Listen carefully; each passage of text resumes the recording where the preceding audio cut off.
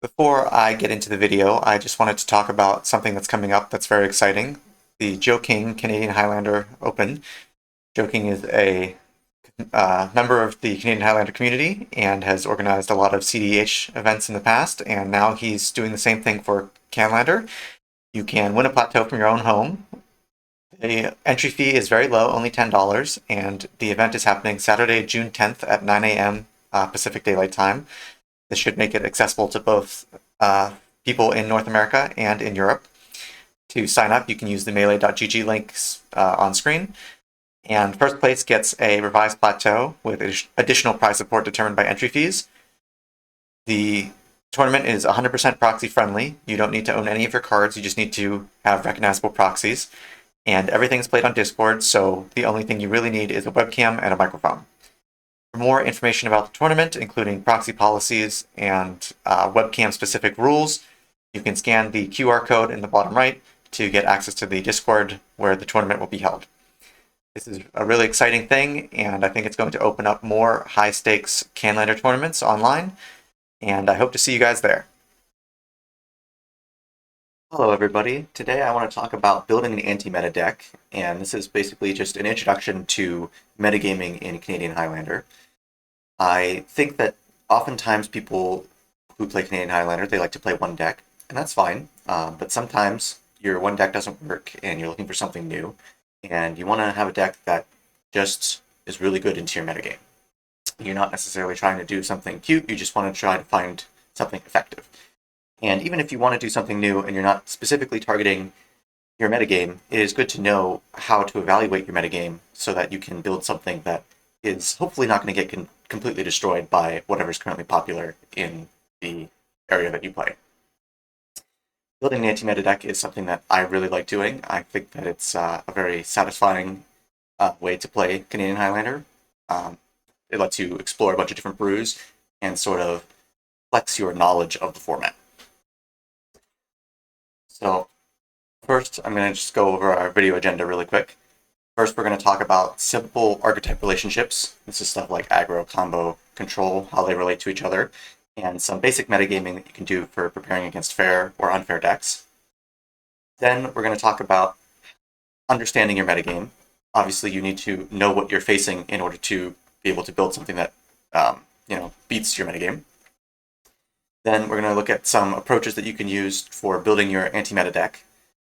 Then we're going to talk about how do you put your anti-meta deck into a shell, because it's very easy to come up with ideas or cards that you want to use, but it's sometimes hard to figure out what's the best place to put them.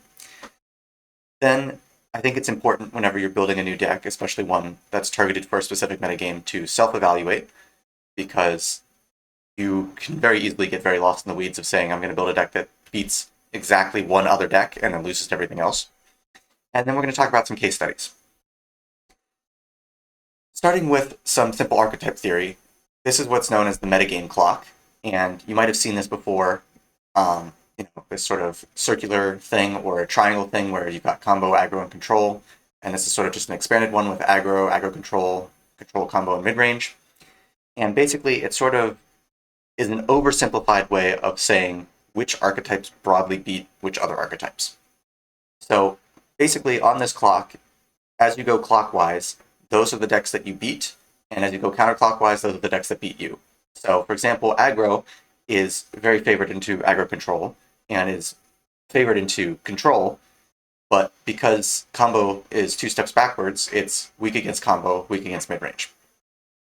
And if you look at it as just the simplified triangle version of combo, aggro, control, aggro beats control, control beats combo, combo beats aggro. So to explain why this is, aggro beats control because aggro has a lot of redundancy. It's got a very low clock, or it's got a very low to the ground curve, and it's very fast, which means that control needs to have its answers right now, and most of the time control doesn't get to leverage going up on mana. So, if you're playing a Goblin Guide in RDW, your control opponent is probably answering it with a lightning bolt, which means that they traded evenly on mana.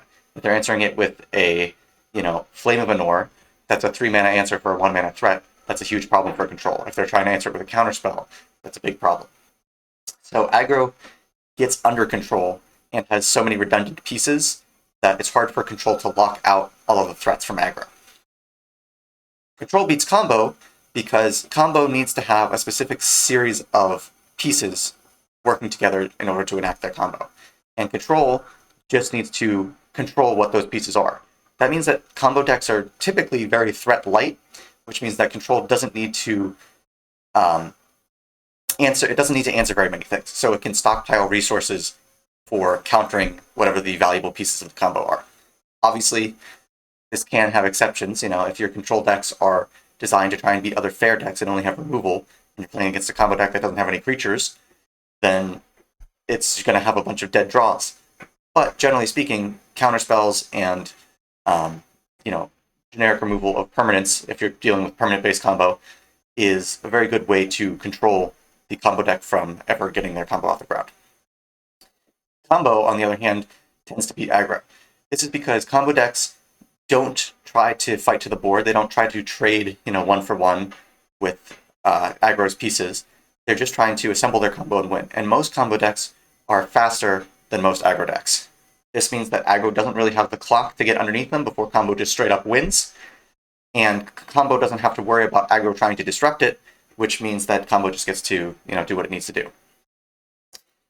This Metagame Clock comes from this Star City Games article, the Metagame Clock, and there's actually a much more interesting version that uses an actual clock, an actual circle, from watching the clock. Unfortunately, that image is a little low res, but these are both great articles if you want to learn more about this sort of theory. Some examples in Canadian Highlander are, for aggro, would be things like Red Deck Wins or Brew Monsters. These are premier aggro decks. They're not really trying to disrupt their opponent, they're just trying to kill them dead. Stuff that would go into aggro control are things like Tempo, blue-red Tempo, and actually, this includes aggro decks that are disruptive, so things like Death and Taxes. If you read those articles, they'll talk about aggro decks that use hand attack. Unfortunately, we don't really have the density of hand attack in our format to make sort of a hand attack aggro deck function in that same manner, but the idea is that aggro control gives up some threat quality in order for some disruption, which makes it very good against control because it's got pieces that disrupt control from operating, and it makes it much better against combo because it's got disruptive pieces that are actually interacting with combo, which slows combo down enough for the aggro pieces to take over. Some control decks in our format would be things like Jeskai Green or Blue Moon. These are decks that are looking to counter or remove everything that comes into play, and then they'll slowly win over time with some big value generating permanent. Some combo decks would be things like Breach or Doomsday or Flash Hulk. These are decks that are pretty much all in. They're just trying to win with a combo. They don't really have a backup plan. Pretty self-explanatory. And then mid-range decks, it's a little nebulous because our format is so broad that there's not really too many true mid-range decks, but some mid-range decks would be things like old 4-color blood decks or certain builds of Rakdos, where the idea is that you have threats that generate value over time, but you also have a lot of removal, a lot of things to deal with keeping aggro down. You're trying to play threats that are bigger than the aggro opponents. So if RDW is playing Goblin Guides, you're playing Tarmogoyfs, you're playing Saskias, you're playing Endurances. In Canadian Highlander, due to the 100-card singleton nature of the format, most decks do not fit very cleanly into these super archetype categories. So Brew Monsters is an aggro deck, but it tends to beat up the other aggro decks because it's a little bigger, so maybe it's a little bit more like over here in this corner. It's between aggro and mid-range. Jeskai Green can be built so that it's extremely control-y with wraths and a bunch of counter spells and things, but it can also be built so that it's mostly spot removal and value-generating permanents, which makes it more of a mid-range deck. Sometimes Jeskai Green beats up on aggro because it's got the bigger things, it's got all the removal, a lot of the value-generating permanents. But sometimes it's more like control because it's running, Supreme Verdict, Terminus, etc. Because of the 100-card singleton nature, we have to put so many more cards that you would not normally see in like a 60-card for a format, that this relationship gets muddied. But at the same time, it does still generally hold true. Generally, when you're playing a combo deck, you do not want to face decks with counterspells.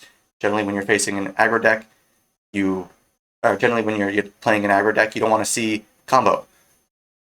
These archetypes are not, solidified in stone, but they are still pretty reasonable to use for basic theory. Okay, moving on to basic metagaming. Preparing for fair versus unfair decks. So, generally speaking, the way that fair decks try to interact with each other is that they focus on value and card advantage. And the ways that they do that are they do things like they try to go slightly bigger. So, if your opponent is playing a Goblin Guide, you want to play a Tarmogoyf because your Tarmogoyf is bigger, it's going to basically invalidate the Goblin Guide. But if your opponent's playing a Tarmogoyf, you want to play a Minsc and Boo because Minsc and Boo generates so much more value, it's so much bigger, it wins the game so much faster. Obviously, this has a limit. If you're playing an aggro deck, if your opponent's playing an aggro deck like a Goblins or an RDW, and you try to cast 6-drops like Primeval Titans, hard cast 6-drops, you're probably going to die before you get to that point. So the goal is to be just a little bit bigger. This is why usually when you see blue decks trying to fight each other, we usually say stuff like Jeskai Green is better than Jeskai because it's just a little bit bigger than Jeskai. It's got slightly better threats, slightly better card quality, but it's not too big. And that's why the most successful quote-unquote big fair decks that you see in the format tend to be Gruul Monsters or Jeskai Green because they are sort of at the upper level of how big you can go in a fair deck before you start getting way too clunky to operate. Other ways that you can win fair matchups is to include more cards that are 2 or 3 or 4 2+ cards for ones. So these include things like Fury, Solitude. Fury is if it's played as a body, is a body plus it removes probably 1 card, maybe 2. And even when you pitch cast it, sometimes it removes 2 cards or 3 cards for 1, 1 or 2. Same with Solitude. Solitude, when it's just being used as a source of plowshares, is not very value oriented, but if it's being used as a hard cast mode, it's a 3/2 body with lifelink that eats another creature. Stuff like Terminus, board wipes are cards that are 2+ for ones. So, if you're playing a control deck and you have Terminus in your deck, and your Death and Taxes opponent drops, 4 2/1s and an Adeline or something, and you mystical tutor for Terminus, your 1 card sweeps up 3, 4, 5+ of their cards, which is a good way of winning against a fair deck because you're getting supreme card advantage. This even includes stuff like Retrofitter Foundry. So Retrofitter Foundry is able to produce an endless stream of bodies. It just needs mana. This means that when your opponent is trying to remove it, if they can't remove the Foundry itself, every time they remove a creature, they're using a card when you're basically not using a card. You're generating virtual card advantage. This is also true in the case of things like Urza Saga, because Urza Saga makes 2 constructs and tutor something for free on 1 land, which is a very low cost, but it's slow. If you're trying to win with Urza construct beatdowns against a combo deck, they will probably kill you before you get your Urza Saga off the ground. But Urza Saga also makes things that can't be counterspelled and makes multiple things, which makes it a 2 or 3 for 1. And then even stuff like Baleful Strix. Baleful Strix is a body, it draws you a card so it replaces itself, and it probably trades with something, whether it's a removal spell or a creature. Other things you want to add are things that generate advantage over time. This includes, introducing emblem effects like Monarchy or Initiative, so, White Plume Adventurer, Palace Jailer. These things are great for generating advantage over time, and playing things like Planeswalkers because they effectively act like you're casting a spell every turn. Even if it is a minor effect, it is going to accrue you advantage over time. And then you sort of value versatility over efficiency if you're fighting fair decks. So you want things like Prismatic Ending or Flame of Anor.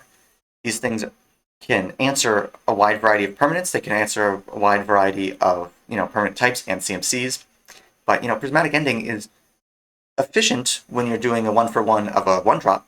But when you're doing a 1-for-1 of a 2-drop, now it's a 2-mana spell. When it's a 1-for-1 of a 3-drop, it's a 3-mana spell. 1-for-1 of a 4-drop, if you have enough colors, you get the point. It's very versatile because it can kill almost anything depending on if you have enough colors for it, but it's also not that efficient. Flame of Anor, it deals 5 damage to target creature, which kills most things in this format that aren't like Reanimator targets, or it can draw 2, which is card advantage, or it can destroy an artifact, and if you have a wizard, you can pick 2 modes. But it is a 3-mana spell that is not actively killing your opponent. So, if you're playing against a combo deck that isn't relying on artifacts, your Flame of Anor is mostly going to be used for drawing you more cards, but it's slow. Obviously, this has a limit. In the past, you would see things like Kolaghan's Command or Electrolyze. These things that were a little too overcosted in respect for their versatility. Or you'd see like Vindicate. Vindicate is, a 3-mana sorcery that destroys any permanent. That's extremely versatile, but it's really, really inefficient. So this versatility over efficiency only goes so far. We are still playing Canadian Highlander. It's still an Eternal format. You still need to meet a certain threshold of efficiency.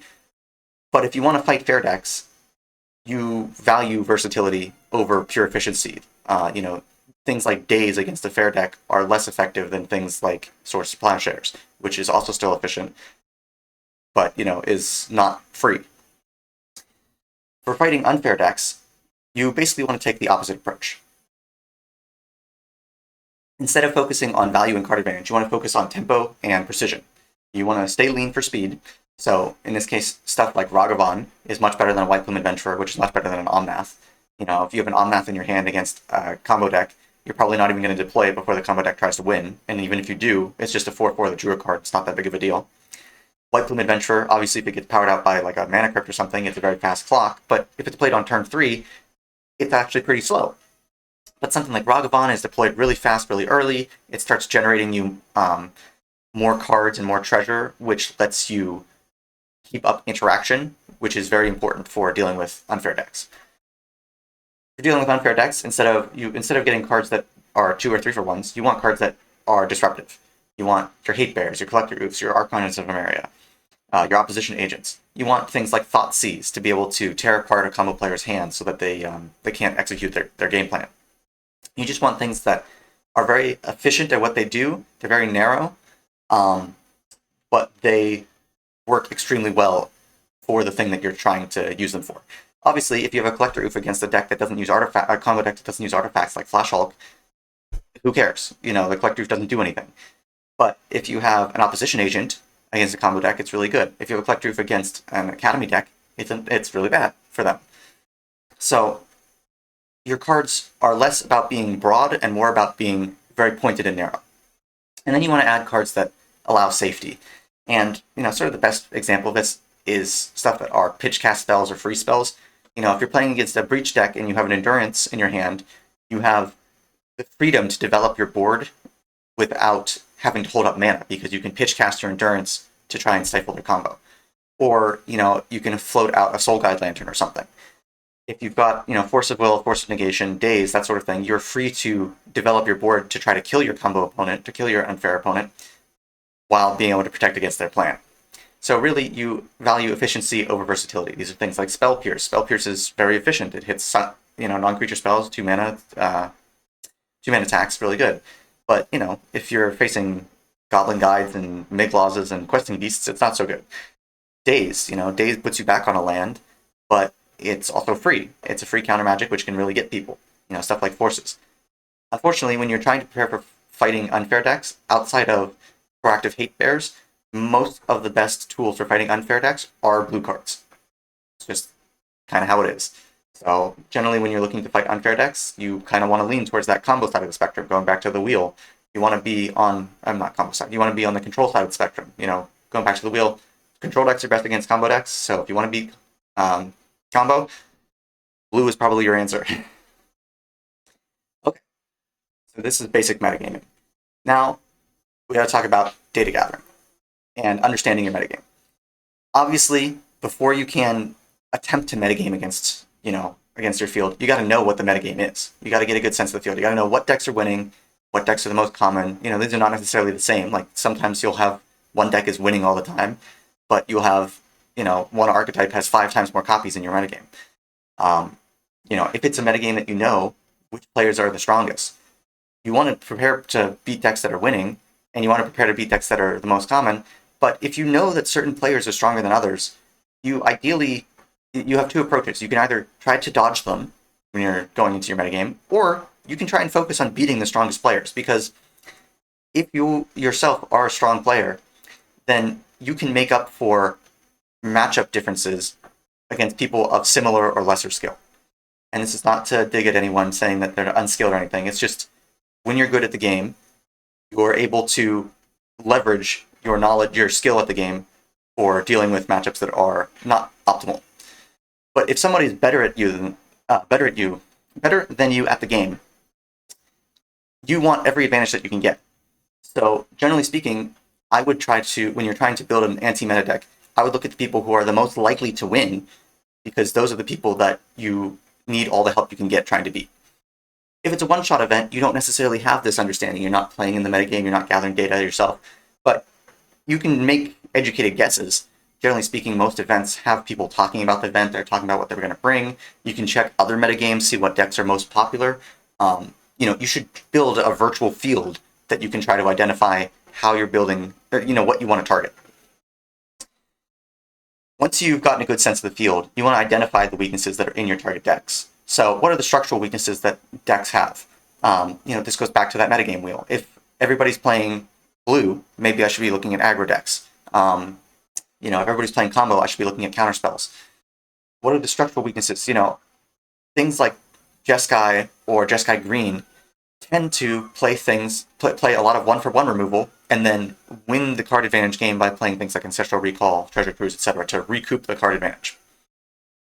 This means that they're really focused on one-for-one interaction, which means that, going back to how do you fight fair decks, you really want to look at things that are 2-for-1s or 3-for-1s.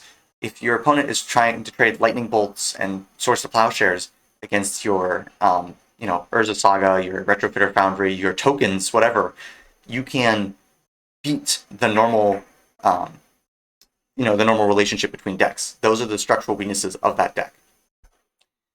You want to know what are certain archetypes that are naturally advantaged against your deck.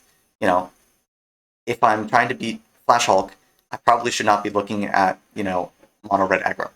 If I'm trying to beat Storm, I probably shouldn't look at things that don't interact with Storm at all.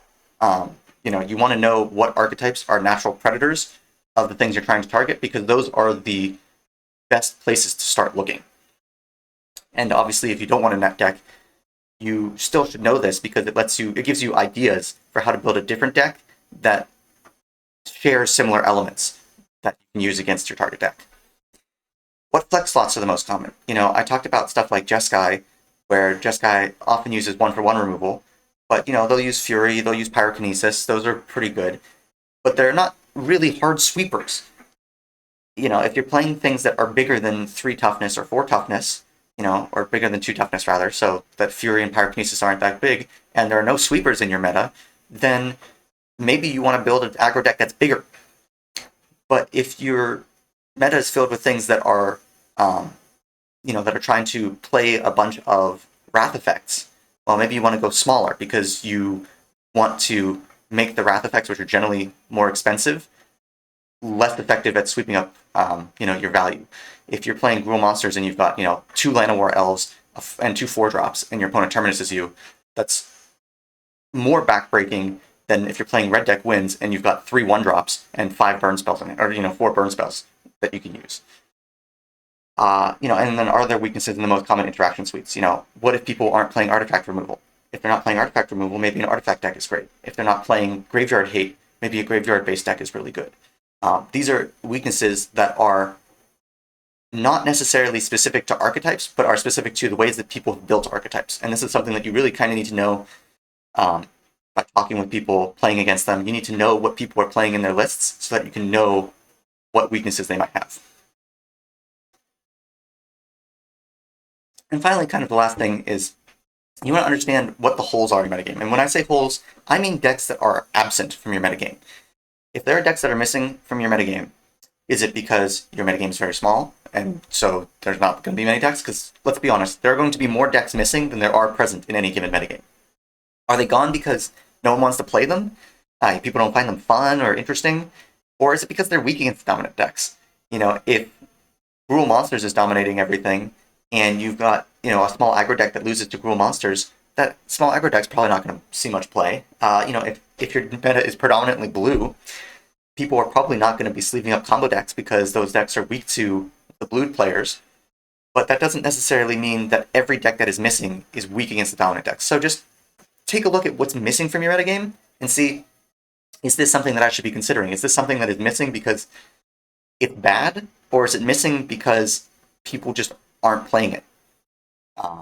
You can get very interesting niche picks that can come out of nowhere just by looking at things that used to see play, or haven't seen played in a while and bringing them back because people are not prepared for them. The things that are not being played, people are not going to be prepared for. Okay, so now we've covered sort of the basics. There's sort of two approaches to building an anti-meta deck. You can start with a theme and do a top-down approach. So these are working with broad themes, and the advantage of going with a top-down approach is that you tend to make a cohesive strategy because the things are made to work together. So for example, you could say, I want to build a deck that uses artifacts. Well, if I want to use a deck that's building artifacts, I'm going to start looking for cards that are artifacts. I'm going to have Retrofitter Foundry, I'm going to have Urza Saga, I'm going to have Shorikai, I'm going to have Urza, whatever. All these things are made to work together, and it's very easy to make a deck that's cohesive. Or say I want to work with tokens. Okay, I'm going to have token makers, I'm going to have things that amplify tokens, I'm going to have things that make individual cards that make more tokens rather than just, one-shot effects. There's a lot of synergy there. Same with something like lands. On the other hand, you can start with the cards themselves. This is sort of the bottom-up approach, which is you can take specific cards that are really good at making matchups bad, that really good at winning matchups, and try to figure out what the best shell is. And it's really important that you find a shell that best utilizes the cards, either by using similar effects or by being least affected by its inclusion. So if you've got a bunch of aggro decks in your meta, and you say, well, sweepers would be really good here, well, then you're starting with Terminus, Supreme Verdict, whatever. That means you need to find a shell to put those in, and usually that's a control shell. But you can go really hard when you're starting with cards. You can choose cards that you would never see play otherwise. Things like Winter Orb, Thorn of Amethyst, Rest in Peace, Trinisphere. These things are so backbreaking against certain matchups and can be really good if you're trying to target a specific deck.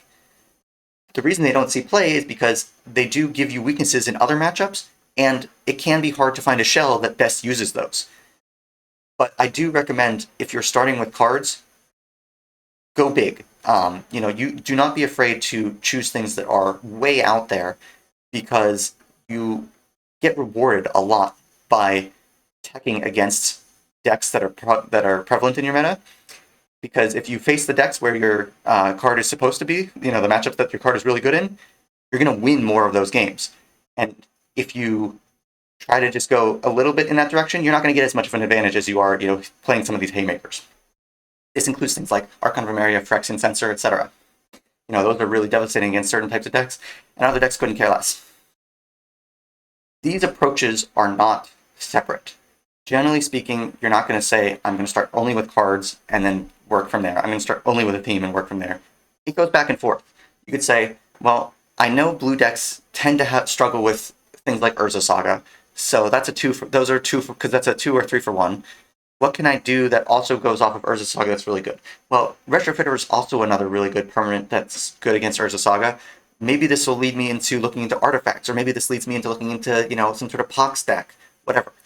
Or I'm going to look into battle bots versus mid-range versus Time Vault versus Paradox Academy. You don't have to start with the top down and go to the cards, or start with the cards and go to the thing. You can sort of jump back and forth.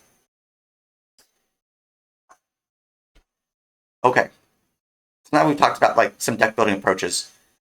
You gotta find inspiration for decks, and the good thing about Magic is that you do not have to reinvent the wheel. Unless, of course, you really want to. There is so much information about Magic out there that it's very easy to find ideas if you can do a little digging. Steal shamelessly from other formats. Other formats, especially formats with sideboards, have really effective and efficient solutions to problems.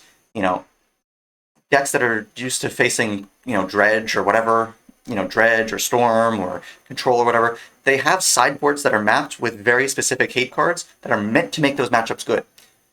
So if other people have already figured out what is good in those types of matchups, use them. Use those ideas.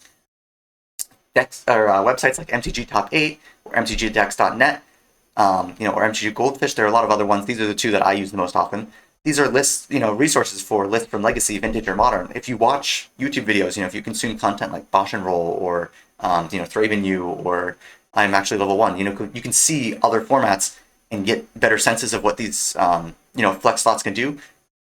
But 64 formats have figured out this idea of severely metagaming against a specific deck with sideboard tech. Use that knowledge. use the power of deck building websites, including Moxfield and Scryfall. I know some people like building other deck building websites, but Moxfield is extremely good for doing this sort of thing, and so is Scryfall. Shamelessly lift lists from others. This is not, academia. This is not going into school. Plagiarism is not a problem when you're building Magic decks. Net deck all you want. It saves time. It saves energy. It's a good way of getting good lists without having to do a lot of work. So you want to lift lists from others, or you can scavenge parts of multiple lists together into some amalgamation and try and figure out how to make that work. When you're on Scryfall, you can look for cards that are similar to a card. Like, let's say you've got an Archon of Emeria. You say, okay, well, I want cards that are similar to Archon of Emeria. You can use, Scryfall syntax to find Oracle text, and using double quotes can allow phrases. So, like, you can do things like only, I forget what the exact wording for Archon of Emeria is. Actually, I have it right back here. Each player can't cast more than one spell each turn. So you can say, can't O colon double quotes, can't cast. And Scryfall will give you everything that you need. You can say format vintage. You can say, what colors you want. This is a good way of finding similar effects, that you wouldn't normally be able to find. It would take you a long time to find using things like Gatherer or just Google. Scryfall is really powerful. If you learn how to use Scryfall, it's so easy to find effects that you need, and that's really good for when you're building deck building in general, but especially when you're trying to find specific things for an anti-meta deck. And then Moxfield is really good because in the advanced search tab, you can choose to select only Canadian Highlander decks, so you can find decks that are actually in our format, which is good because a lot of other formats have deck building rules that don't really make sense for our format or whatever. Canadian Highlander being a 100-card singleton presents a lot of unique challenges, so restricting yourself to Canadian Highlander is really good. And then you can, include things that only have a certain card in it. Like you say, okay, I want a deck that has Archon of Emeria in it. Let's just look for decks with Archon of Emeria and Canadian Highlander. Or, I know that I want something that's in the monsters ballpark. Let me search for Canadian Highlander monsters, and I can see all the decks that have the common archetype names. Obviously, you're going to miss some decks that have, unique naming conventions. People like to go crazy with their names, but this is a really good way of just finding a bunch of lists and getting ideas. You can dredge through a lot of lists and see what are the common themes, what are cards that look good in order to help build your own deck. You don't have to do all the work yourself of finding every single card on Scryfall, even though Scryfall is a powerful tool. And then also, you can rework existing decks or themes in order to make something new. So, if you've got a deck that's a hate bear deck, or you've got like a basic green-white mid-range deck, and you say, well, I want to add like a hate bear sub-theme, or I've got a scraps list or something, and I want to add some stacks pieces. You can take a general list and you can add a sub-theme to it, or you can swap out colors. If you say, well, this green-white list splashing red is really interesting, but I want to make it green-red splashing white, that's something that you can do. You can swap out the primary colors, the splash colors. You can take themes that are present across multiple decks and change them. This is just a way to save you time so that you don't have to build everything strictly from scratch. So after you've sat down, you've done this brewing process, you've thought about your metagame, after you put together your first brew, you should do some self-evaluation. You got to do some reality checks and you got to do some iteration. When you're brewing, you should goldfish your deck. And usually goldfishing is not very helpful until you have like 100 to 110-ish cards left in your deck. If you're not used to what goldfishing means, it just means playing solitaire with your deck for 4 to 5 turns. And you want to do this over and over. Ideally, you want to do it during the brewing process as well, not just when you're finished brewing. And questions you should ask yourself are, how does the deck feel? Is it actually running properly? It's very easy to build a deck that doesn't work together or doesn't run right. There's not enough ratio of lands to spells, whatever. Turns out I wanted to put Trinisphere in my deck, but I just can't find Trinisphere that often. And when I do, it works against me too much. You want to know, how does the deck feel? Does it run smoothly? Your deck, when you build an anti-meta deck, should function. If you're building a deck that doesn't function, that's usually a bad idea. That's usually a bad sign. And then probably the most important question is, when you're building a deck, is it the deck that you can actually envision yourself playing? A lot of times when you are trying to build an anti-meta deck, you look at it through the lens of, I just want to beat the decks that are winning in my meta, and I don't care what I'm going to play.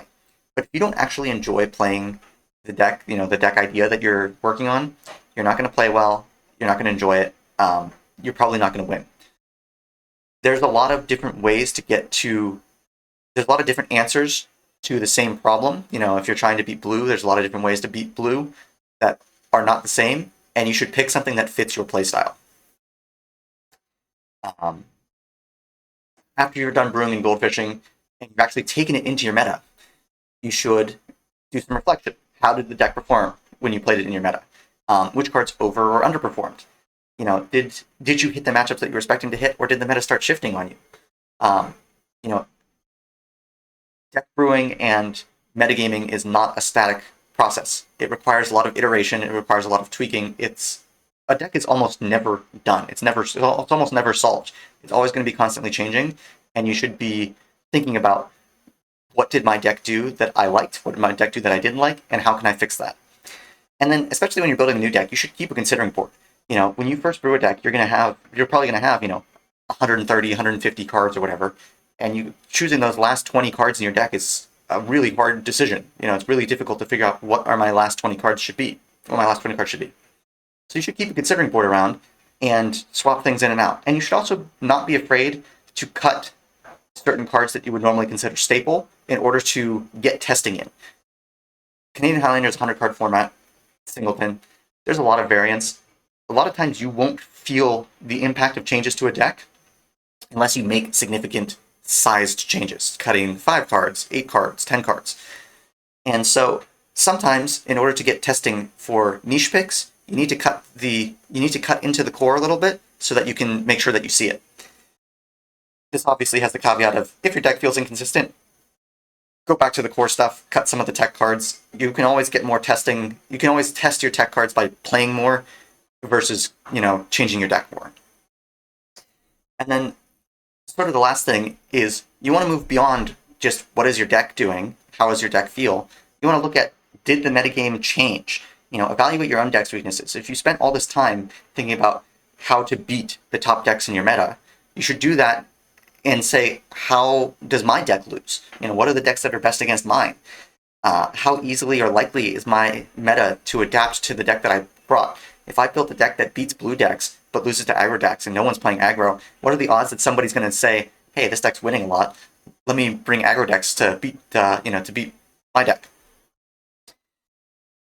How easily can your meta adapt? Like, if it's a change of, nobody's playing sweepers, I'm going to play this, and then suddenly people start playing sweepers and your deck doesn't work, will you be able to compensate? Can your deck compensate, or do you need to swap decks entirely? Some people, like myself, it's very easy to just swap decks entirely. We're not very attached to specific decks. But you might like the deck that you really built, so you might need to know, how can I actually tune my own deck? And that's sort of no longer am I looking at this as an anti-meta deck, I'm looking at it as, this is my own deck. How can I fix my own weaknesses? Metagames are evolving pretty constantly, for the most part, and that can reduce the strength of your brew. If you're hunting specific types of decks and those decks phase out of the meta, well then the things that you're hunting are no longer there, which means your own deck might feel weaker, even though nothing else changed with your deck. And if you do really well with your anti-meta deck, maybe your anti-meta deck becomes the meta itself, and other people start trying to brew their own anti-meta decks, anti your decks. Let's just put it that way. So it's just important to be thinking about this, because obviously you can enjoy Magic without even thinking about any of this stuff, just by playing one deck over and over. But if your goal is to try to win this sort of minigame that is the metagame, you want to be critical about it. You want to be thinking about it. You don't want to just sort of go with the flow. Okay, now that I've talked about theory, I'm going to talk about some case studies. So the first deck that I'm going to talk about is Bring My Monsters. And this is an aggro adaptation for fighting blue decks and combo decks. And it's based on Gruul monsters, so it's using the same idea of playing a lot of Dorks, playing a lot of 3s and 4s. But the idea is that instead of having the pure clock of Gruul, which is really good against, it's really good against blue, it's really fast, but it's not very disruptive, you make use of specific hate pieces. this is the deck that I built, so I'm going to go over the list in a second. But when I first built it, I built it to make use of specific hate pieces, like things that didn't let opponents cast spells on my turn, which is really good against counterspells, which are blue decks. But later on, it got adapted to prey on combo by having a really fast clock with a bunch of hate bears. Another case study I want to look at is a 4-color Time Vault deck, which is a combo deck that was designed to beat blue. Normally combo decks sort of lose to blue, but Joking, whose deck I'm going to be covering, he loves combo, he loves Tolarian Academy, and he was looking for a way to prey on blue decks by using synergistic combo. And he looked at things like Urza Saga, Retrofitter Foundry, all these things that we've talked about as being good for value, good for winning the value game against fair decks, and fit that into a shell with Time Vault. And he basically created this sort of hybrid mid-range control combo deck of Time Vault. And this idea of using Time Vault with counterspells and stuff is not new. It is something that was actually done for a long time, but had sort of fallen out of favor, and his Time Vault deck sort of revived a classic take on the archetype that really exploited the value of artifacts to grind with the ability to pivot to a combo finish, which sort of stretches the interaction in the format. Usually most decks are equipped to either deal with combo or deal with fair plans, not with both. And then the last case study I want to look at is Mardu Tokens, which is an aggro deck that really exploits some weaknesses that have sort of cropped up in the format. The format has become very, very centralized around individual powerful threats, value-generating permanents, and sort of fighting with what's the best one-for-one card quality there is. Sweepers had fallen out of the format in favor of efficient one-for-one removal, and what Grim Horton's created was he created this Mardu Tokens deck that was an aggro deck that played a combination of tokens, which are hard to answer with one-for-one removal and need sweepers, and also value-generating standalone threats that are not so good to answer with sweeper, that are inefficient to answer with sweepers and should be answered with standard interaction. And so this tokens deck really sort of stretched the limits of most Canlander decks interaction in a way that exploited a format weakness. It was sort of what I would consider an anti-meta deck, and has now actually become quite popular. It's probably a meta deck. So let's go to the lists. So first we're going to start with the green-white monsters. This is my version of the deck. When I first built the deck, the Discord meta was probably like 60 to 80% blue. Everybody was playing blue decks. Ancestral Recall was still 7 points. Fourth was 0. Everything was some flavor of Jeskai X, etc. So what I said is, well, what do blue decks really hate facing? They really hate facing Winter Orb. Winter Orb only lets you untap 1 land per turn. Blue decks really operate on the fact that they can use cantrips to smooth out their draws and counterspells, and then they're always untapping. They want to use all their mana basically every turn, or at least have access to all of their mana every turn. And I said, well, okay, what else can I use? Well, Winter Orb tends to synergize pretty well with Mana Dorks, because Mana Dorks are not affected by Winter Orb, so you can still have access to your own mana even under a Winter Orb. I said, well, if I'm playing a deck that has a lot of Mana Dorks, that means I'm probably going to play a deck that has a lot of creatures. And what else do blue decks not really like? They don't like taxation effects. So this gives me stuff like Thorn of Amethyst, that attacks non-creature spells. Taxes non-creature spells. Also, I'm already in green. I can use cards that are can't be countered. I've got Thrun. Thrun can't be countered. He can't be the target of spells or abilities. This is a nightmare for blue decks to face. And said, well, what about Shifting Ceratops? Shifting Ceratops is a 5/4 for 4, which is, not the worst body, but it's also not like a premier 4-drop in this format. But it can't be countered. It's got protection from blue. It can get haste. These are all things that I can use. So far, I've settled on green. I've got green for Mana Dorks. I've got green for the anti-counter creatures. I've got taxation effects. Thorn of Amethyst, taxation. Well, if I'm already on Thorn of Amethyst, I can use other taxation effects, like Thalia Guardian of Thraben. That's another Thorn of Amethyst effect on a body. This basically means I'm in green-white, and other cards that blue players don't like. They don't like Mother of Runes. They don't like Giver of Runes, because if they stick around, it makes one-for-one removal basically invalidated. What about Dryad Militant? Dryad Militant taxes their delve spells.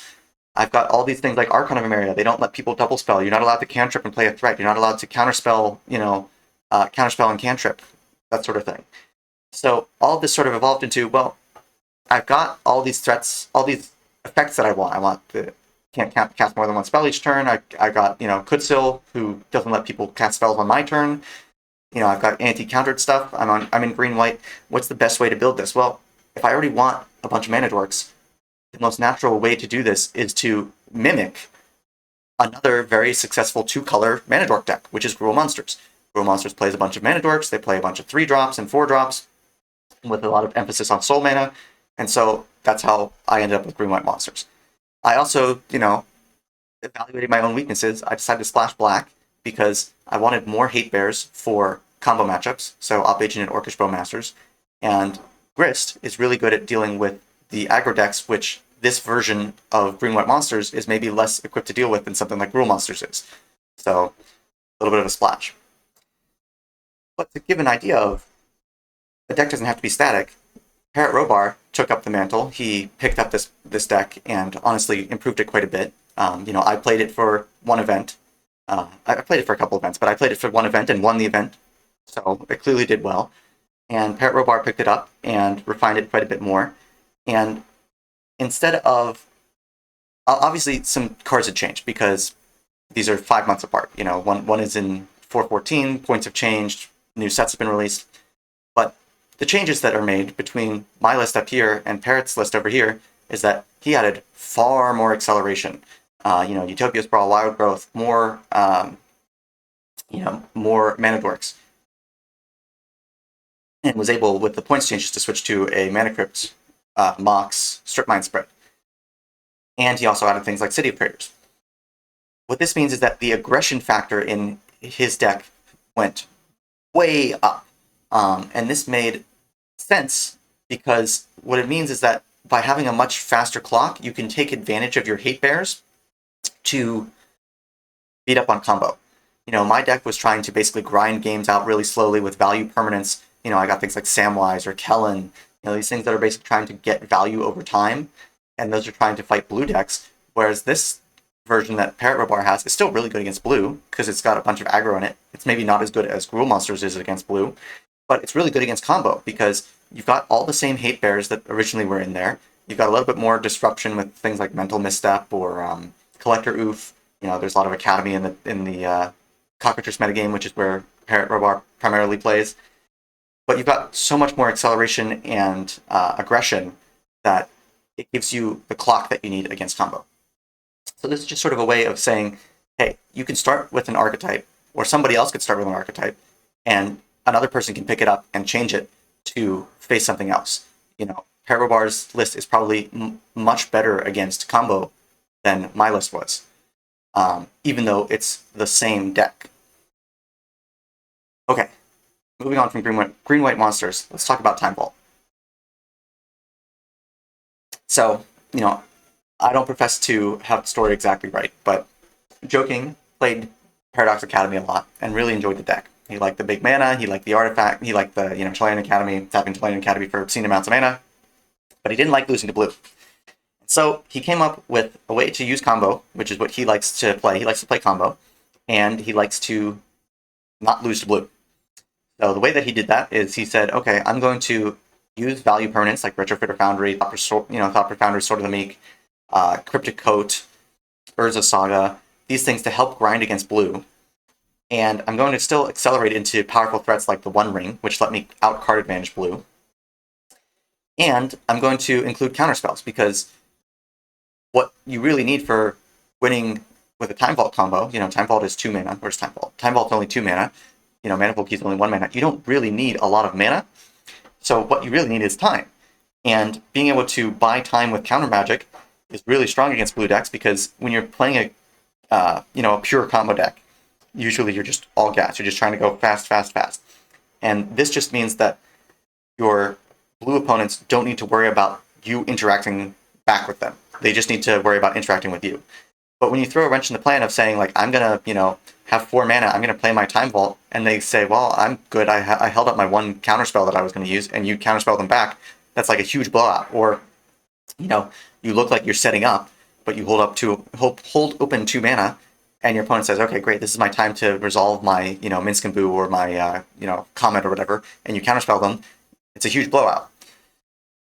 And this idea of using, sort of a slight control package, sort of a combo mid-range control package, is not new. In times long ago, Time Vault used to be a combo control deck. It was mostly a control deck with a combo finish. But in, sort of more recent times, not the most recent times, but in times leading, a couple years leading up to Joking's, bringing back this version of the deck, Time Vault had become sort of this artifact mid-range value pile deck. It wasn't playing things like hand attack. It wasn't playing things like counter spells. It was just trying to get as much value out of its mid-range game plan with having the ability for a combo finish, instead of being something that's going for a combo finish with a smaller mid-range game plan that is just the best of the best threats and interaction. So that's Time Vault. Now let's talk about Mardu tokens. So, if you look at how most blue decks are constructed, or even most mid-range decks in general, honestly, they focus on 1-for-1 removal, the Lightning Bolts, the Swords to Plowshares, the Abrupt Decays of the world. And they don't really focus very much on sweepers. The main sweeper that you'll see is stuff like Fury. You might see Pyrokinesis, but, it's pretty rare, unless you're facing a dedicated control deck, to see things like Terminus or Supreme Verdict. This means that all of the token effects, Forbidden Friendship, Rally, the Hornburg, Shadow Summoning, all these things that create multiple bodies for one card, cannot be cleanly answered by 1-for-1 removal. But at the same time, you have crazy cards like Adeline that fit the token sub-theme. They create more board presence, but they're also just huge. You've got things like Autumn Pakal or Broadside Bombardiers, which can throw tokens for value, but also is just something that you kind of have to answer on your own. Things like Gut. There's the initiative creatures, White Plume, Caves of Chaos Adventurer, Seasoned Engineer. You can't just let these things sit around because they'll just generate you value. Typically when you're casting like a Supreme Verdict, you're not going to be able to cast a creature afterwards. But if you cast a Supreme Verdict while your opponent has the initiative, that's a problem. Your opponent's probably going to start winning the game. So this Mardu tokens list is a really interesting spread of threats that you have to answer right away, efficiently. White Plume Adventurer, Caves of Chaos Adventurer, Winota, Seasoned Engineer, etc. But also threats that you can't answer efficiently with 1-for-1 removal, which is what most of the format plays. And it's just a sort of interesting, grindy engine that it's just a really interesting take on an aggro deck that sort of defies the format expectations. It also is really good at dealing with other aggro decks because, if your opponent's playing Death and Taxes or RDW, they've got these little creatures. If you trade half of a card, you Raise the Alarms or your Forbidden Friendships for one of their creatures, that's card advantage. That's a way to sort of be bigger. Ironically, you're being bigger by being smaller than your opponents. You're being bigger because you're getting card advantage over time with these, 2-for-1s that are your token generators. And I just sort of want to close this out with, I talked about how there's a lot of different ways that you can build an anti-meta deck, and a lot of different solutions to the same problem. When I built this version of Greenlit Monsters, I said blue is a problem. My solution to this problem is I'm going to play these specific hate pieces that worked really well against blue. These specific anti-blue, can't be countered cards, etc. I'm going to tuck them into a green-white, stompy shell. Joking said, I really hate losing to blue. I'm tired of losing to blue. I'm going to fit it into an artifact combo shell. And then Grim Horton said, well, I don't know if Grim Horton hates blue. I didn't ask him. But, Grim Horton said, well, blue decks play a lot of 1-for-1 removal now. They've moved away from sweepers. What if I play tokens? These are 3 different options for answering very similar problems. So building an anti-meta deck doesn't have to be, there's no one correct answer. There's a lot of different ways to approach the same problem and come up with different solutions. So yeah, that's really all I wanted to say. This is more of a theory video. There's not so much in the weeds of like, include this many number of this many number of that. It's just sort of ways to think about the format and, deck building philosophy. Anyway, thank you for watching the video. I hope that was helpful and enjoyable. For more long-form theory content, check out the playlist on the left. To see the format in action, you can check out my gameplay videos in the playlist on the right.